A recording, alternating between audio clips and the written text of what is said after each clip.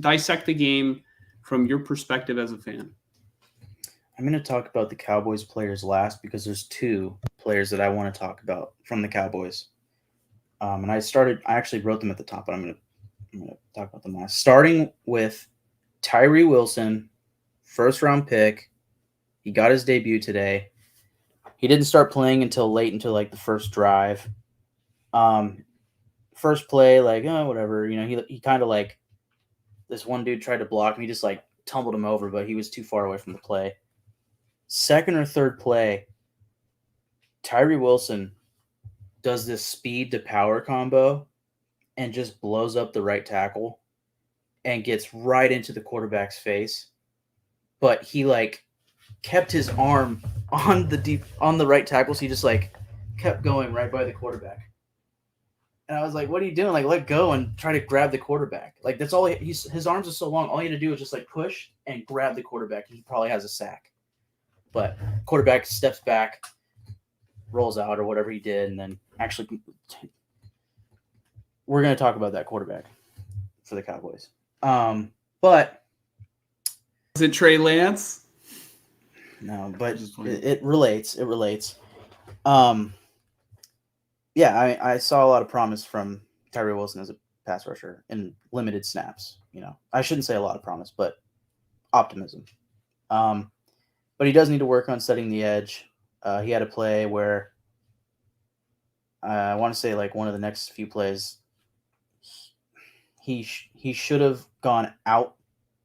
I'm not an expert, but the quarterback was rolling out and like a tight end did one of those quick little like fake block and then go out for a route.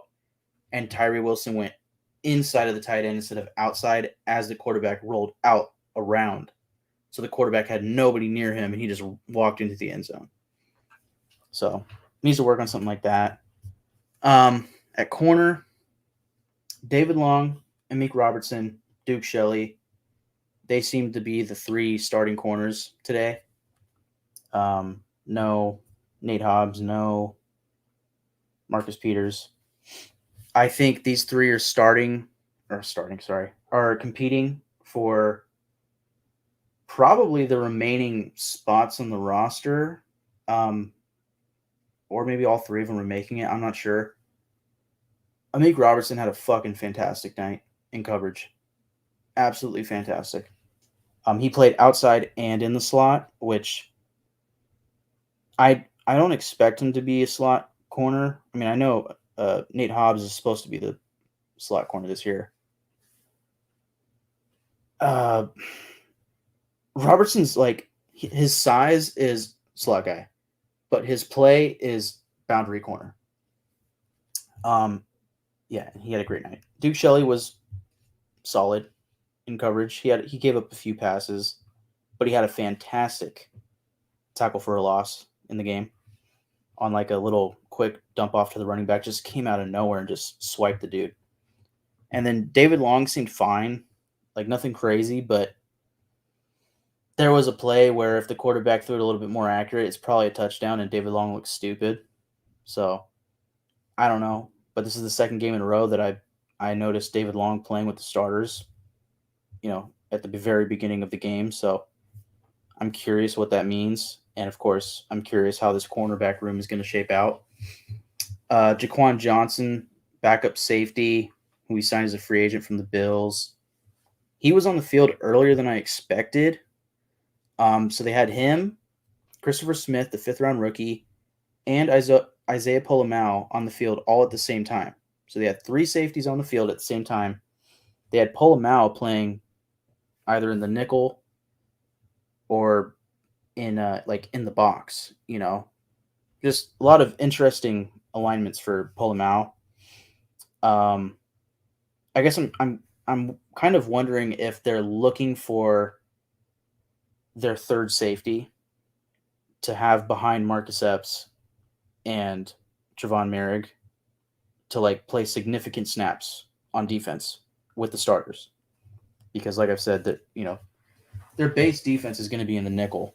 So maybe on obvious rushing downs, they might take out a Nate Hobbs or put Nate Hobbs on the outside and then bring in a Isaiah Polamau or somebody like that, or slide Marcus Epps to the box and then have whoever played down deep, right? I don't know. But Isaiah Polamau, there was one play where I think it was another dump off to a running back, and Polamau just took a horrible angle. I was like, dude, fuck. Like I don't know. I don't know what he was thinking, but he missed the fuck out of the tackle. Mm-hmm. I will say that it kind of reminds me of when Hufanga was a rookie. I swear that there would be some times where he might overshoot something. And then where Hufanga struggled as a rookie on the 49ers was in coverage. So, I mean, did you notice anything out of the coverage of Polomau or, you know, uh, I'm not sure if you were able to really focus on him a lot while watching the game because I know how tough it can be. There's 22 players on the field at a time and a whole bunch of stuff going on around the game too. Yeah.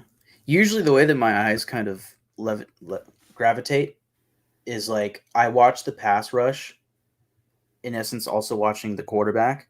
Mm-hmm. And then once they throw the ball, I just look at who's covering the receiver that the ball's going to, right? Usually, unless a safety's getting absolutely torched repeatedly, I don't notice safeties because they're not on the screen if they're playing deep, you know. The only thing I can notice is like right before the play is snapped, I'll be like, okay, like who's where? Like I'll look at like who's in the slot, like who's at linebacker right now, right? Who's you would when it's the starters, you would probably know who the boundary corners are going to be, but so yeah, I noticed Polamalu on the inside quite a bit. I was like, oh, like that's interesting. There was a play where he was playing deeper, and he had great coverage, but somehow the tight end caught the pass anyways. Like it was just like perfectly timed and placed and everything. But I don't know. I see a lot of like optimism for Polamalu, but I also see that one missed tackle where I was like, dude, get it together. But I think everybody probably has those plays, so like I said in the last episode, I'm really curious to see how the safety shape out. Really, every position on defense. There's a lot of bodies, and they're gonna have to cut some guys. And come a day or two from now, there are gonna be names that we see who get cut that are gonna make us go, oh wow, like really, And then every year, there's like 2 or 3 guys. Maybe it's different with this regime, but I remember with Mayock. Oh fuck! What was his name?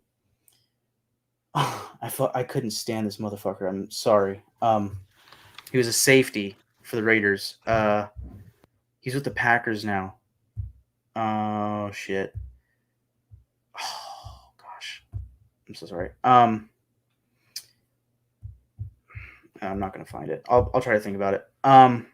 Anyways, I will think about that. But basic point being, there will be like 2 players who make this team where you're gonna go, really? That guy made the team? And it's gonna be like 2 or 3 players that you go, why did they not make the team? It happens every year. So yeah, why didn't Brian Hoyer make the team? We'll see. First possession on offense ended with the first negative rush play of the preseason for the Raiders. They got stuffed on 3rd down, but that was not the last today. Today was just not a very successful day for the Raiders offense.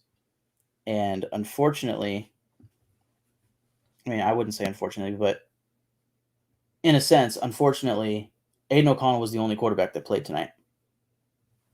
And I say unfortunately because, like I said, they weren't very successful. Aiden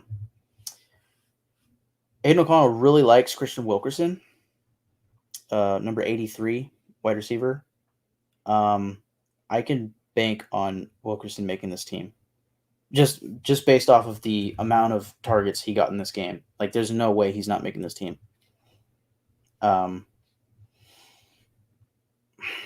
Yeah, as far as O'Connell, this was his least impressive game.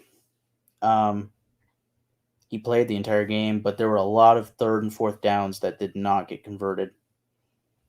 I did see a lot of Dalton Wagner, but that might just mean like yeah, we know that Illuminor and Thayer Munford, are obviously making this team. So maybe this Mm. was Dalton Wagner's like last chance to really prove something, and we'll see. Cam Sims, wide receiver number 81, he just makes highlight plays.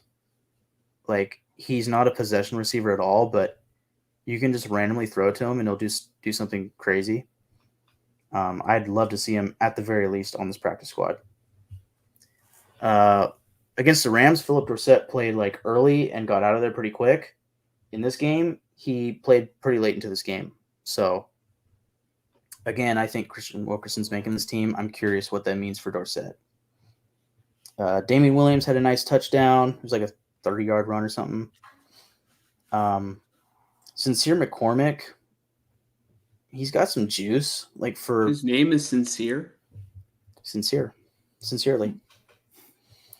Yeah, undrafted free agent last season, and he was immediately put on IR last year.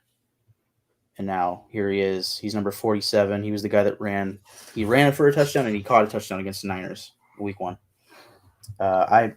He just seems like an obvious practice squad guy to me. I feel like the running back room is pretty obvious, especially now with Jacobs back. It's going to be Jacobs, Zamir White, Amir Abdullah. I think it's going to be Brandon Bolden. But if it weren't Bolden, I feel like it would be Damian Williams. Who was the name of the player that you said scored 2 touchdowns against the Niners? Sincere McCormick. He was. I don't remember him. It's crazy. Yeah, I'm pretty sure. Unless it was the Rams game, but I'm pretty sure it was the Niner game. He number 47. I mean, it's hard to remember a guy that's number 47, but short running back. Oh, okay. Yeah. Yeah. And then just last 2 things. What position? What position? Running back. Okay. Okay. Dude, Good. I'm really tired. Like Yeah, you're good. we stayed up hella late last night doing our other stream.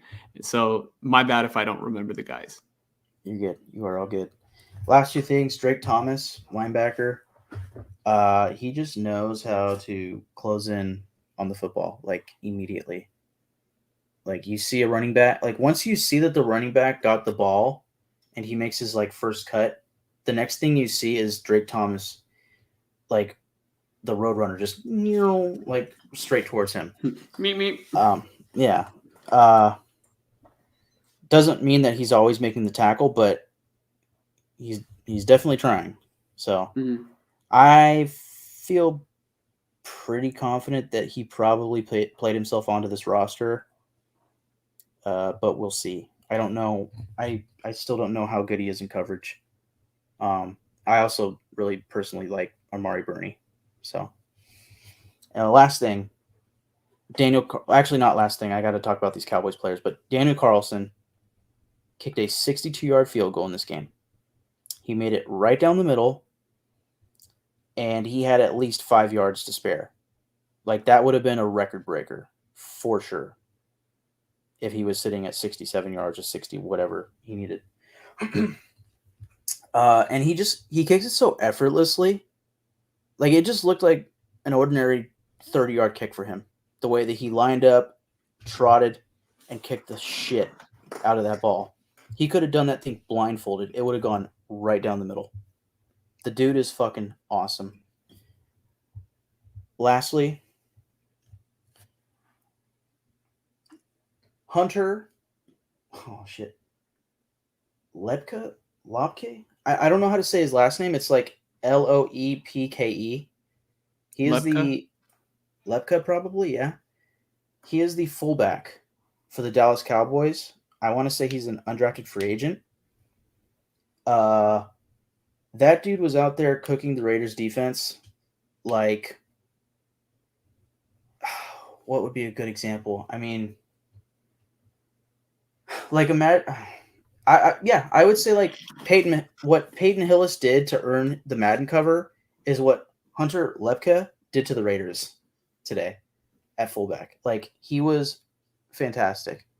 There's no way he doesn't make the roster. I would have to imagine. I don't know if they have a starting fullback above him, but if he doesn't make the Cowboys roster, he's going to make a team because that was impressive. Um, Lastly, Will Greer was the quarterback that played, I want to say, the entire game for the Cowboys. They just showcased him because now that they've traded for Trey Lance and they have Cooper Rush, I want to say that's his name, right? And Dak Yeah. Prescott, they're not going to keep 4 quarterbacks. So they showcased Will Greer in hopes probably to trade him for a pick, which now makes the 4th round pick make way more sense because now they could probably get a 6th rounder for Will Greer, and he looked like he was worth it. Like he torched the Raiders, and it wasn't Oh, always like passing perfectly. It was also like he was exceptional at like getting out of the pocket or quickly determining like no, nothing here and running right up the middle and getting a 15-yard gain or touchdown. so they're not going to get anything for Will Greer. The Cowboys said before the game, like after they traded for Lance, Mm. they notified Will Greer that they would probably be they would be waiving him, but they were going to give him an opportunity to play the entire game with the Cowboys, with the Cowboys players in order for Will Greer to showcase his ability for his upcoming, team. I'm glad you said that because I swore I saw a notification that they had cut him. But that's what I saw was that they informed him that he was going to likely be released and yada yada. They were going to showcase him. Mm-hmm. Yeah, But the way that he it was played, like a out of like it was like a classy move. You know what I mean? yeah, Where oh for sure, yeah. absolutely. I like that move by them. But the way that he played, if I'm a team looking for a backup, like if I need a number 2, or if I really, really, really want a good number 3, I'm giving up a 7th round pick easily for Will Mm-hmm. Greer. That was it was impressive. Yeah.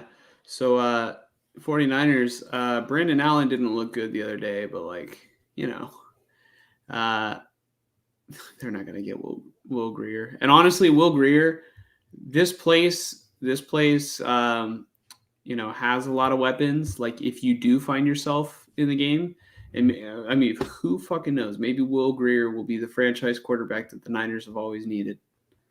He's not even on the team yet, and I'm talking about that. That's how fucking ridiculous it is with injuries in the 49ers regime or the instability at quarterback, more Mm. so. But yeah, Will Greer, if you see this, run. if you have any choice, go somewhere else where they might actually like believe in you or value you. But I mean, speaking of the 49ers, I have one more question about the preseason game, and then we're gonna finish it off with talking, or I guess reacting to the Jerry Jones interview. Mm. How did O'Connell look for the Raiders? What did you see out of him? It was definitely not his best outing, or I would say his worst outing of the preseason. Not to say that he was horrible. I think it felt like he was forcing it to Wilkerson a little bit, if I'm being honest. And like, admittedly, those first 2 games really made me like him to the point where I'm like, I'm almost ready to be a homer for him, you know. But Mm-hmm. and I shouldn't say that, but I'm always gonna criticize quarterbacks. It's just everybody's prone to doing it. But because I was a massive Carr fan, but like my God, he was so inconsistent. I just got tired of it. Mm-hmm. Um,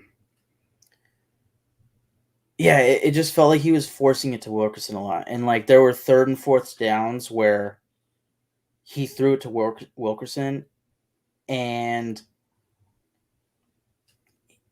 he wasn't open. It was like he threw it at the right time. It was like right off the break, right?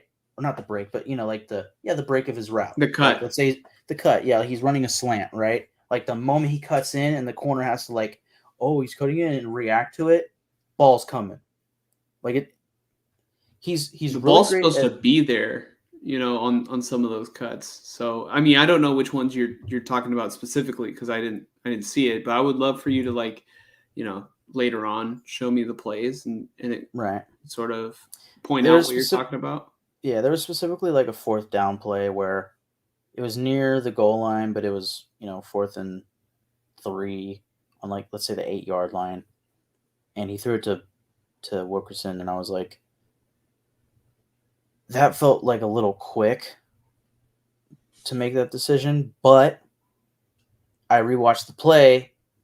Nobody else was open. Nobody was open. Period.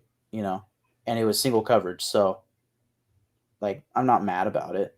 I'm Mm-hmm. not over here like, oh, Aiden O'Connell was a fake the whole time. He's a fraud. Like, no, he looked fine. It's just, it wasn't his best game, and